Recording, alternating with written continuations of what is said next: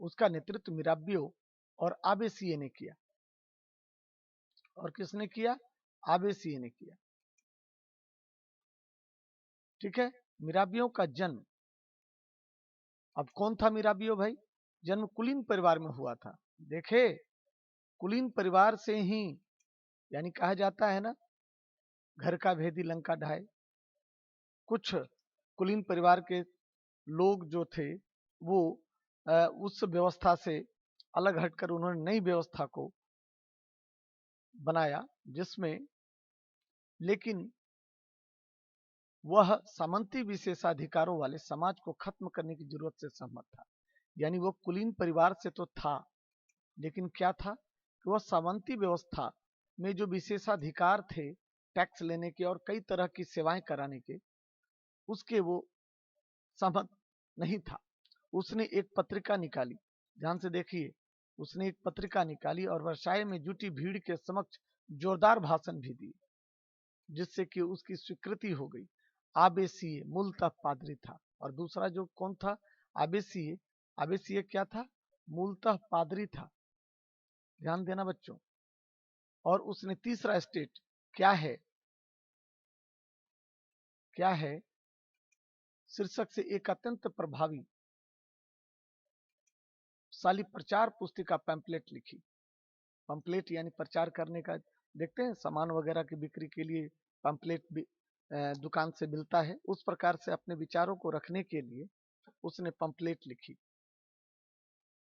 जिस वक्त national assembly संविधान का प्रारूप तैयार करने में व्यस्त था, पूरा फ्रांस आंदोलित हो रहा था। कौन सा नेशनल असेंबली? आबेसिये के नेतृत्व वाला संविधान का प्रारूप तैयार कर रहा था। पूरा फ्रांस आंदोलित हो रहा था कि अब जड़ता की बेड़ियां खत्म होने वाली है, नया सवेरा होने वाला है, और हमारी गरीबी, हमारी असमानता और कई प्रकार के अधिकारों की जीत होने वाली है। एक नया संविधान बनने वाला है, और वह संविधान मुख्य रूप से केंद्रित था किस बिंदु पर? कि राजा, फर्स्ट स्टेट और सेकेंड स्टेट, यानी कुलीन वर्गों का जो विशेषाधिकार था, जब वो चाहे तब हम पर टैक्स लगा सकते हैं, हम पर शासन कर सकते हैं, अपने विचार थोप सकते हैं। इस प्रकार के विशेषाधिकारों से मुक्ति मिलेगी। कड़ाके की ठंड के कारण फसल मारी गई थी और पाव रोटी की कीमतें आसमान छू रही थी। दोनों स्थितियां थी। एक तरफ ये ख्वाब था कि हम आजाद होने वाले हैं, स्वतंत्रता मिलने वाली है इस प्रकार के राजतंत्र से और विशेषाधिकारों से, बंधन से। दूसरी तरफ महामारी और भूखमरी भी चरम पर थी। बेकरी मालिक स्थिति का फायदा उठाते हुए जमाखोरी में जुटे थे। बेकरी मालिक मतलब समझ रहे हैं? बेकरी मालिक मतलब पावरोटी बनाने वाला। जहाँ पावरोटी बनता है ना, ब्रेड, केक वगैरह बनता है, उस प्रकार की फैक्ट्री को बेकरी कहा जाता है। ठीक है। बेकरी की दुकानों पर घंटे के इंतजार के बाद गुस्साई औरतों की भीड़ ने दुकान पर धावा बोल दिया। मैंने इसका जिक्र पहले किया था। दूसरी तरफ सम्राट ने सेना को पेरिस में प्रवेश करने का आदेश दिया था। ठीक है। क्रुद्ध भीड़ ने 14 जुलाई को बास्तिल पर धावा बोलकर उसे नेस्तनाबूद कर दिया। हम लोगों ने शुरुआती में पढ़ा था ना, कि क्या पढ़ा था, याद कीजिए, कि 1789 की सुबह पेरिस नगर में आतंक का माहौल था। सम्राट ने सेना को शहर में घुसने का आदेश दे दिया था। अफवाह भी थी कि वह सेना को नागरिकों पर गोलियां चलाने का आदेश देने वाला है। भाई क्यों? क्योंकि तृतीय स्टेट के लोग टेनिस कोर्ट में जुटकर खुद को ही नेशनल असेंबली के रूप में स्थापित करने की घोषणा कर दी, और उस समय तक उसे भंग नहीं होने की शपथ ली जब तक कि राजा के विशेषाधिकार, राजा, पादरी और कुलीन वर्ग के विशेषाधिकारों का अंत न हो जाए। उसके लिए एक नया संविधान सब लोग मिलकर स्वीकार न कर ले। तो इससे क्या था, राजा, कुलीन वर्ग और पादरी, ये तीनों की स्थितियां डबाडोल होने लगी थी। इसलिए राजा ने उसे पेरिस में प्रवेश करके इन जो असेंबली बनाने वाले लोगों का दमन करने के लिए, उनको मारने के लिए, उन पर नियंत्रण करने के लिए ही अपनी सेना को भेजा था। साथ ही साथ देहाती इलाकों में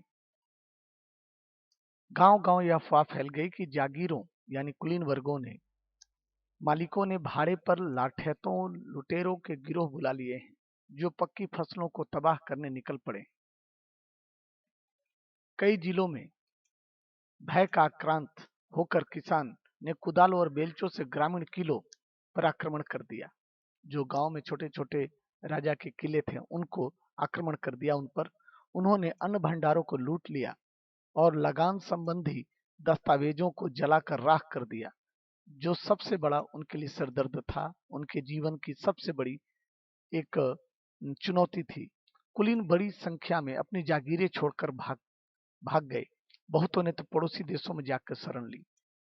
इस घटना के बाद ये स्थितियां बन गई कि जो कुलीन वर्ग के जमींदार थे, जागीर थे, वो सब अपना घर छोड़कर, जमीनें छोड़कर भाग गए और उनके जमीनों को जो मध्य वर्ग के किसान थे और बाकी लोगों ने अपने कब्जे में ले लिया। यह एक छोटी सी घटना 14 जुलाई को जो शुरुआत हुई, यह फ्रांस की क्रांति के जो क्रांति हम लोग समझते हैं कि खूनी मतलब हिंसक जो क्रांति हुई या फिर जो दबे कुचले लोग थे उनके द्वारा रिवर्स जो है सामंतवादी सरकार और चर्च के लोगों के प्रति थी। यह एक पहली घटना थी। अपनी विद्रोही प्रजा की शक्ति का अनुमान करके लुई 16वां ने अंततः नेशनल असेंबली को मान्यता दे दी और यह भी मान लिया कि उनकी सत्ता पर अब से संविधान का अंकुश होगा। ये भी एक महत्वपूर्ण बिंदु है। लुई 16वां ने इस घटना के बाद उनके नेशनल असेंबली की जो संविधान थी उसकी मान्यता दे दी। 4 अगस्त 1789 की रात को असेंबली ने करों, कर्तव्यों और बंधनों वाली सामंती व्यवस्था के उन्मूलन का आदेश पारित किया। याद है ना, टेनिस कोर्ट में जो